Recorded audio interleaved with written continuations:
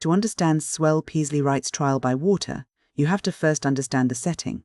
This isn't just a backdrop, it's a character in its own right. The story takes place in the rugged, unforgiving wilderness, specifically around the Assin-nebah rapids.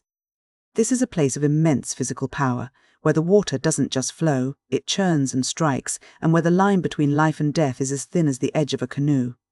Our story centers on Jean Baptiste Chabrier. He's a voyageur, a man of the wilderness, and he possesses a kind of stoic mastery over the natural world that most people can't even comprehend. He's quiet, he's capable, and he moves through the woods and the rivers with a practiced, heavy grace. He's married to Charlotte, a woman who is part of his life but seems to be drifting away from him emotionally. There's a silence between them, but it isn't the comfortable silence of two people who know each other perfectly. It's a heavy, growing rift. Accompanying them on this journey is Les Walters. Les is a sawyer, and he's the complete opposite of Jean Baptiste. He's tall, he's charismatic, and he has a certain magnetic energy that draws people in.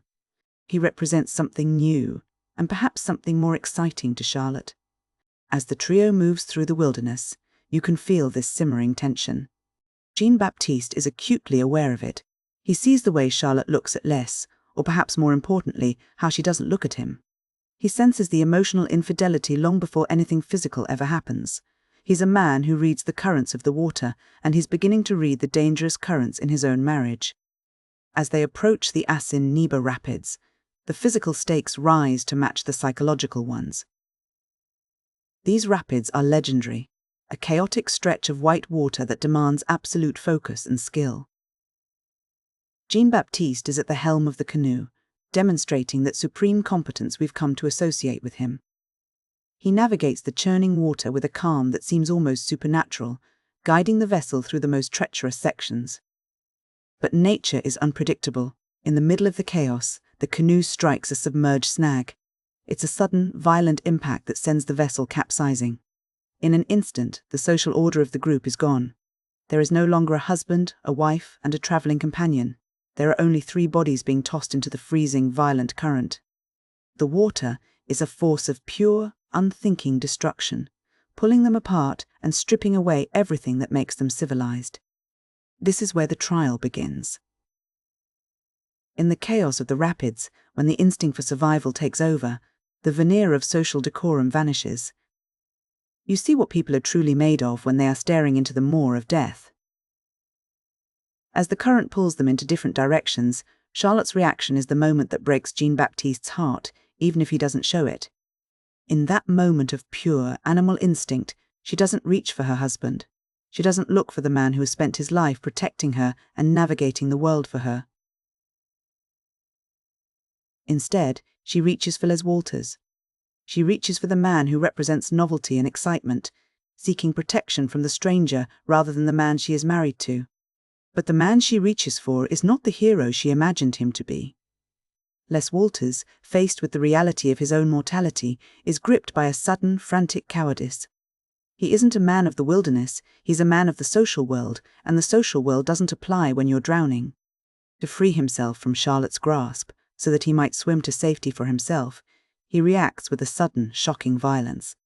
He strikes her across the face.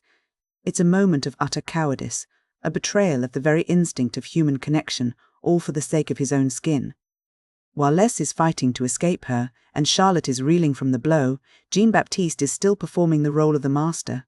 Even in the middle of a life or death struggle, his competence doesn't waver. He maneuvers through the violent water, fighting the current and the exhaustion to reach Charlotte. He manages to pull her from the brink of a lethal whirlpool, saving her life when the man she actually wanted had struck her to get away. When they finally reach safety, the physical danger has passed, but the true tragedy is just beginning. As they sit on the shore, catching their breath, Jean Baptiste notices something on Charlotte's face. There is a bloody cut on her cheek. It wasn't caused by a rock or a branch, it was caused by Les's seal ring during that violent struggle to get free. The story doesn't end with a tearful reconciliation or a return to the status quo. There is no romantic healing here. Instead, Jean Baptiste looks at that scar and feels something unexpected, a sense of grim satisfaction. He doesn't feel anger toward Charlotte, and he doesn't feel pity for her. Instead, he sees that scar as a permanent physical manifestation of the truth. It is a brand. It is the evidence of her wandering heart and the reality of Les's true, violent nature. The trial by water is over, and the verdict is in. Their marriage is changed forever. It is now a relationship defined by a silent, scarred knowledge of what happened in the rapids. When we look at this story, it's hard not to think about the concept of a trial by ordeal. In ancient times, a trial by ordeal was a way to determine guilt or innocence by forcing someone to undergo a dangerous or painful experience. If they survived, they were seen as being favored by the divine, their innocence proven.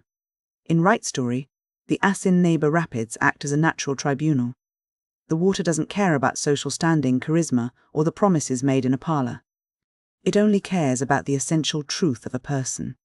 The rapids strip away the civilized versions of Jean Baptiste, Charlotte, and Les, leaving only their core essences behind. The contrast between the characters is stark.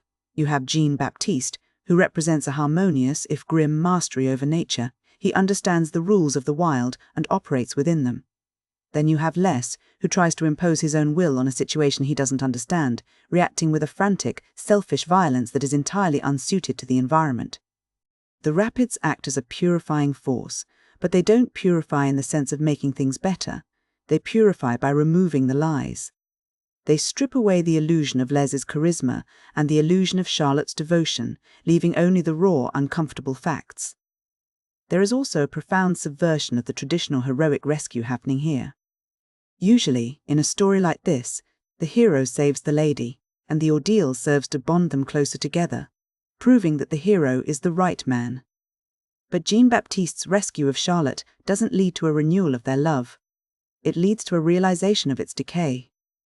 He saves her body, but in doing so, he witnesses the death of the marriage as they once knew it. He saves her life only to find that the person he is saving is someone he no longer truly knows, or perhaps someone he now knows too well. The scar on Charlotte's cheek is perhaps the most important symbol in the book. It's a permanent mark. It's a piece of evidence that cannot be washed away by the river or ignored in the quiet of a home. It functions as a visual verdict.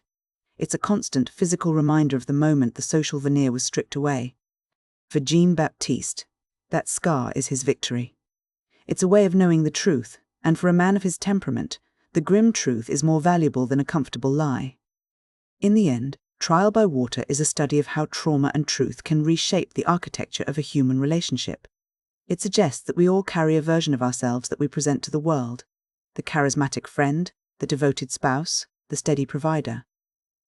But when the rapids come, when the current pulls us under and the lights go out, those versions disappear. What is left is something much older and much more primal, something that can leave a mark that never quite fades.